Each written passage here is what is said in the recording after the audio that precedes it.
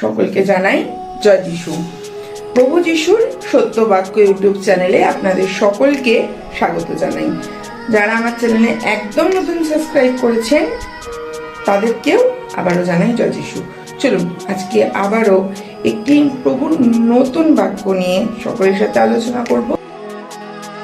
চলুন আগে শুরু করার আগে প্রভুর কাছে প্রার্থনা করি, আমাদের শুরু করা উচিত। তো প্রভু তোমাকে অসংখ্য অসংখ্য ধন্যবাদ জানাই। প্রভু তুমি সমস্ত ধন্যবাদ পাওয়ার যোগ্য। প্রভু আমাদের সকলের হৃদয়কে প্রভু আমরা তোমার হস্তে রাখি। তুমি আমাদের হৃদয়কে প্রভু উত্তম ভূমি তৈরি করেছ প্রভু।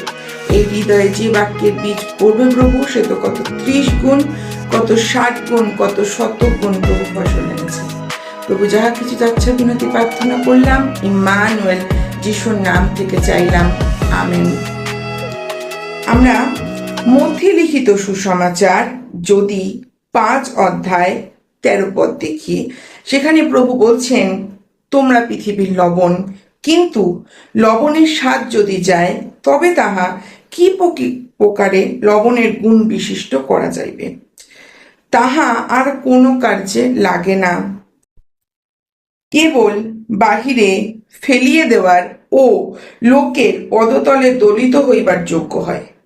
তোমরা জগতের দীপ্তি, পর্বতের ওপরে স্থিত নগর গুপ্ত থাকিতে পারে না, আর লোকে প্রদীপ জ্বালিয়া কাঠার নিচে রাখে না, কিন্তু দীপাধারের ওপরেই রাখে, তাহা গৃহস্থিত সকল লোককে আলো দেয়।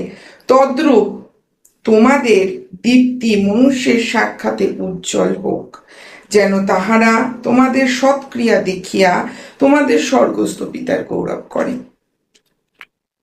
বিশ্বাস করি এই বাক্য প্রভু আমাদেরকে বুঝতে সাহায্য করছেন।